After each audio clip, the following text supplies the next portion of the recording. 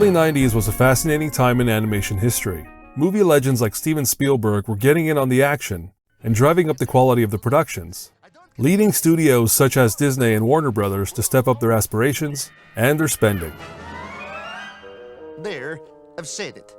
I feel better.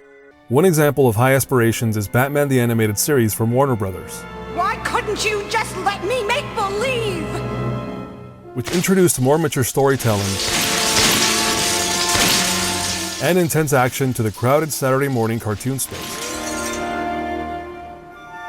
The success of that show led Disney executive Greg Weisman to pitch his own action drama in the form of Gargoyles. It's intense from beginning to end. An animated series featuring gargoyles that turn to stone during the day and come alive to fight crime at night. And it was the perfect setup for at least one tie-in video game.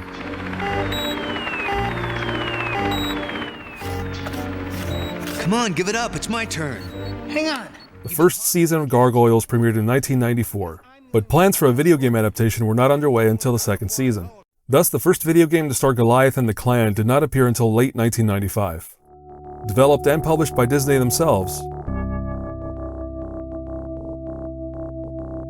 Gargoyles is a side-scrolling action platformer in the grand tradition of previous Disney platformers such as Aladdin, Lion King, and Toy Story. Lead programmer Chris Shrigley noted that the game took just under a year to complete and utilizes impressive art and animation. But with limited time to design a longer game, level designers had to make the few featured levels more difficult to traverse, resulting in a gorgeous but frustrating experience.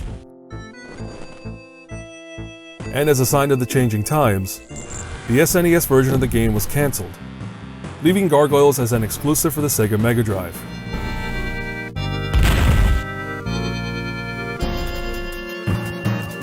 While that video game was approved and in development, Disney Licensing was still busy finding other ways to spread the good word.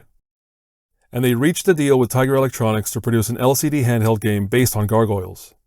The LCD handheld was also released in 1995 and was titled Gargoyles Night Flight.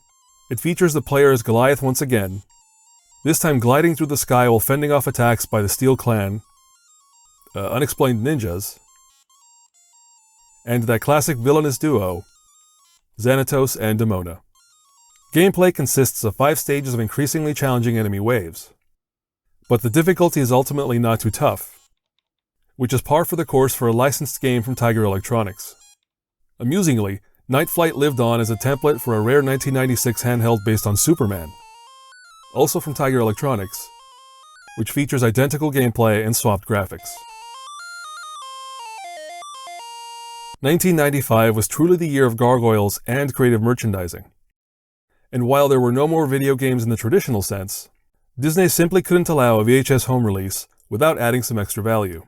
To that end, Disney released Gargoyles the Movie, The Heroes Awaken, a collection of the first 5 episodes of the show.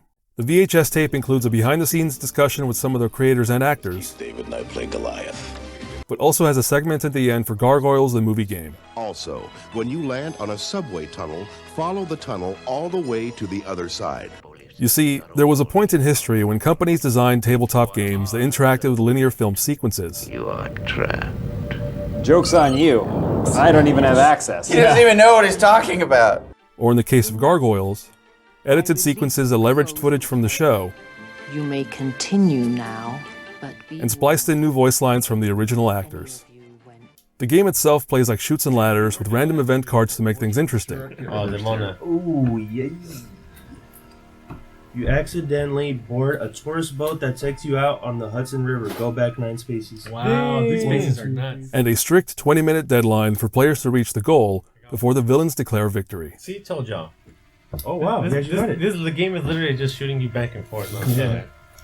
The popularity of Gargoyles remained constant among the loyal fans, and while the show never returned as an animated series, Weisman continued to stoke the flames with new comic series starring both the Gargoyles and other characters introduced in the show.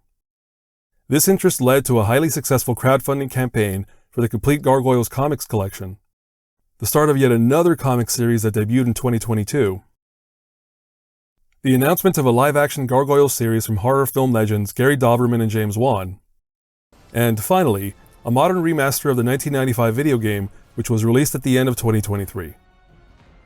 It's the fans who have helped sustain Gargoyles in the popular consciousness for 30 years. Make you think. It was like a crash course in Shakespeare, history, mythology. They were real individuals. They had motivations, they had goals. And thanks to them, Gargoyles is getting the resurgence that the show deserves. Gargoyles rule. In the immortal words of Keith David, The spell is broken, and we live again.